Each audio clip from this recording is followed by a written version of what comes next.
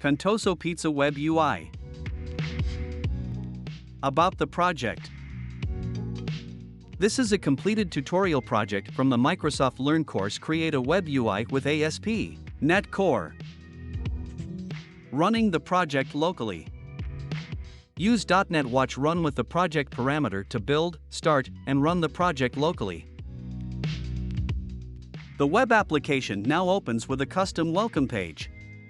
The boilerplate templates are available, but let's direct attention to the pizza list page. Creating a pizza. Enter the pizza name, select the size, and enter a price. Notice the page is refreshed with the newly added pizza. Deleting a pizza. Click the delete button and notice the pizza is now deleted from the list.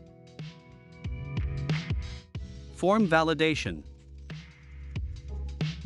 The name and price form fields are required. Users are required to enter the price within a preset range.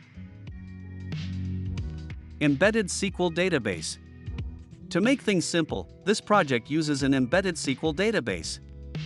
SQLite is a Visual Studio extension that can be used to view and edit the embedded database. This extension can currently be downloaded and installed for free from the Visual Studio Marketplace.